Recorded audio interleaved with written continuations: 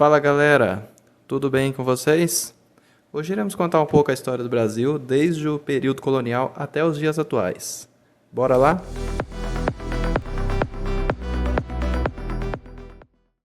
Vou contar um pouquinho do período colonial, que foi entre 1500 a 1822. Após a chegada de Pedro Álvares Cabral em 1500, o Brasil foi colonizado por Portugal. Inicialmente, os portugueses exploraram o pau-brasil e estabeleceram feitorias ao longo da costa. O ciclo da cana-de-açúcar foi baseado no trabalho escravo africano e foi dominante até o século XVII, quando o ouro e os diamantes foram descobertos em Minas Gerais. No século XVIII, a exploração do ouro na região de Minas Gerais impulsionou o crescimento econômico, mas também levou a conflitos e tensões sociais.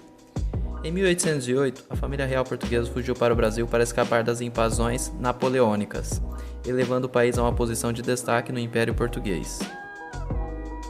Agora vamos falar um pouquinho da independência e da Era do Império, que ocorreu entre os anos de 1822 a 1889. Em 1822, Dom Pedro proclamou a independência do país, tornando-se o primeiro imperador. O período imperial foi marcado por conflitos internos, como a Guerra dos Farrapos, além de avanços na economia, como a expansão do café como principal produto de exportação.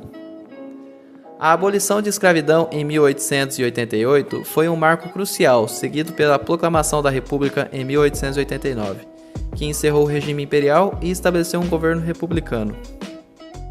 Agora vamos falar um pouquinho da República Velha, que ocorreu entre os anos de 1889 a 1930.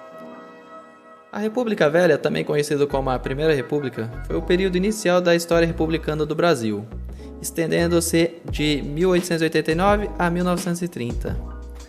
Ela se caracterizou-se por uma série de aspectos políticos, econômicos e sociais.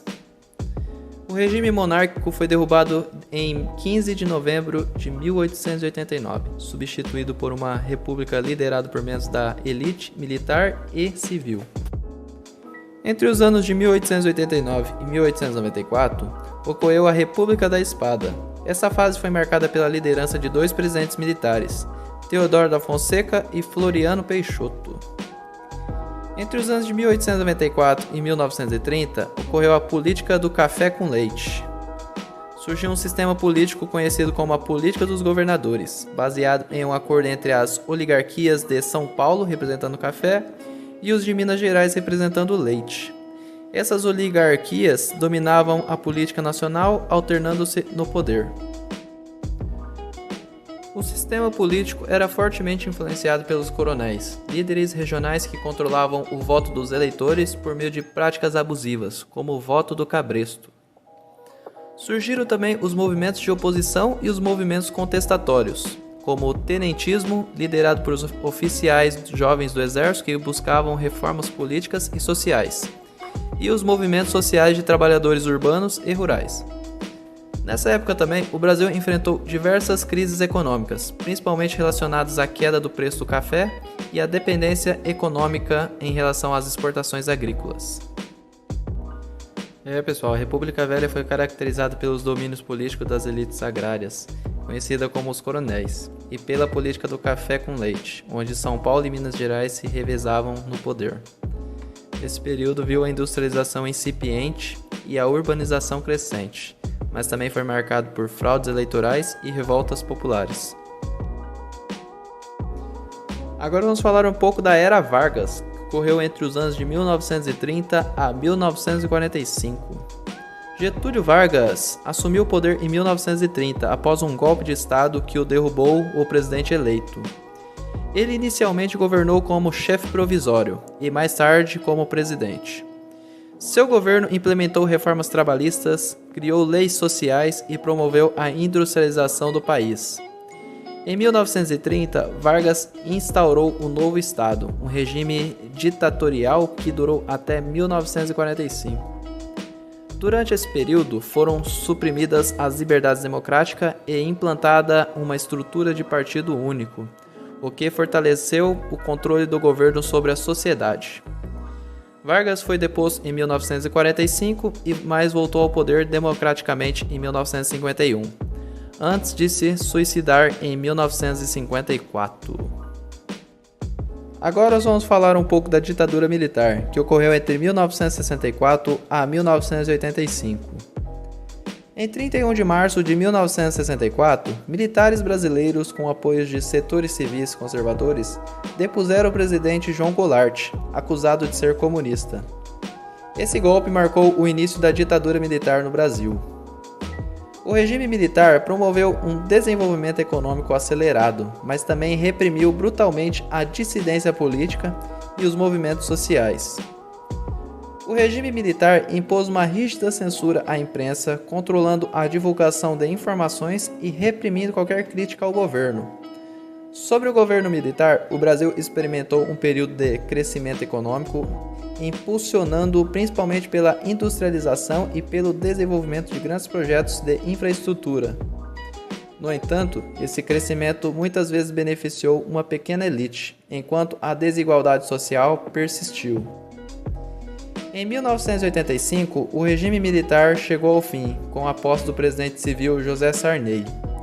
O período seguinte foi marcado pela redemocratização do país, com a promulgação de uma nova Constituição em 1988, e a realização de eleições diretas para presidente em 1990. Agora vamos falar da redemocratização e os desafios contemporâneos do ano de 1985 até atualmente. Desde o final da ditadura militar, o Brasil tem enfrentado uma série de desafios, incluindo a luta contra a corrupção, a desigualdade social, a violência urbana e a degradação ambiental. O país experimentou períodos de crescimento econômico, mas também enfrentou recessões e instabilidade política. Em 1988, foi promulgada uma nova Constituição, que estabeleceu as bases para a democracia brasileira, garantindo direitos individuais e coletivos, separação dos poderes, liberdade de expressão e eleições livres.